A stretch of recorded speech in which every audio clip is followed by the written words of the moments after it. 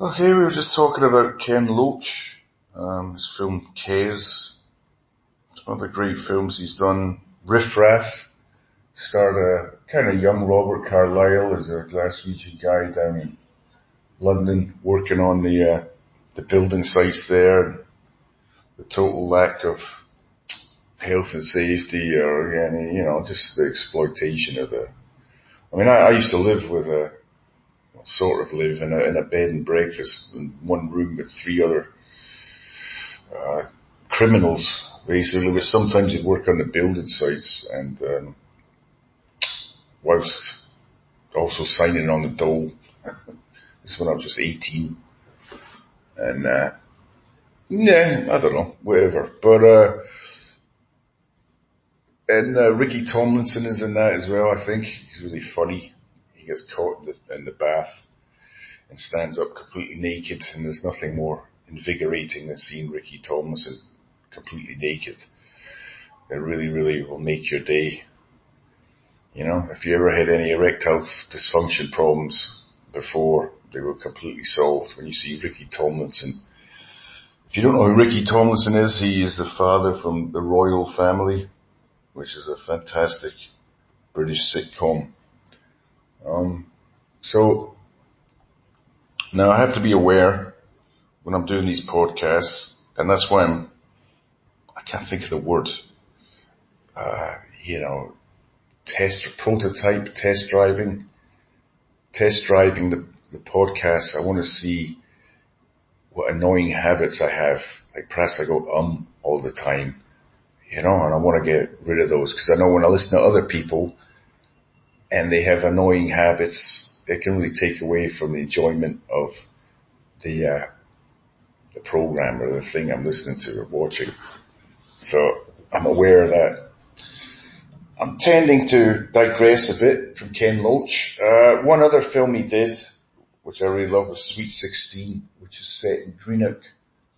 He did My Name is Joe. He works with, I think his name is Paul, Irish last name. He's a Glaswegian guy who's collaborated on with many of his films recently. Paul Lynch or something like that, Paul Leary. And Sweet 16 is about this young 15-year-old boy whose mother is a heroin addict, and she's in jail, and he wants to build a caravan so when she comes out of jail she'll have a place to live. And it's a real heartbreaker, that film. It's got a brilliant performance by this young Martin Compston, I think his name is. Who's this Glaswegian guy, a very dynamic young actor. And it's a real tearjerker at the end, but not in a contrived, mawkish way. And just, because that sort of stuff goes on. I don't know why it goes on. It's just life at the bottom of the hierarchy, no matter where you are. There's also people in the top. The hierarchy are miserable as well. It's just who knows what the hell it is. It's usually crap childhoods that tend to proliferate from one generation to the next.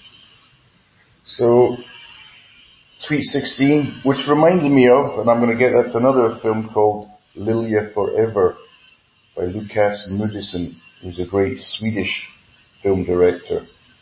But I'll get to him later, because I'm going to be moving eastwards from Britain.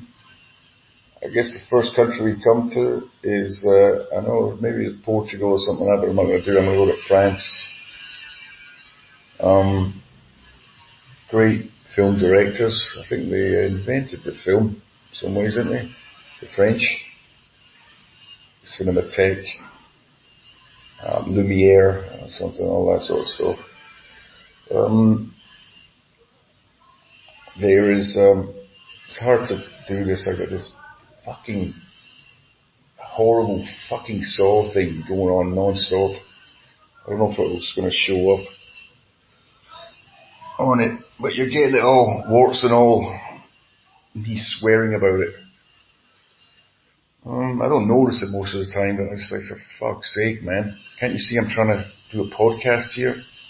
I'm sure you'd be very sympathetic to my woes. So, I just saw what was something on the TV. It was a guy on the BBC talking about how things have changed so much since Donald Trump has come into power. And it shows him in a press conference and him addressing Donald Trump. You know, the guy's a typical, private school sort of BBC news reporter. And he's, a theme of this podcast might be my general classist attitudes. And he says, Mr. President, Trump goes, where are you from? He goes, BBC. Impartial, was it free and fair? And Trump goes, yeah, right. And the guy just can't believe that someone would actually say that, question his impeccable pedigree. Yeah. I hope nobody fucking listens to this, actually, because it's fucking shit. Ken Loach, French directors. Now, there's a guy called Bertrand Blier.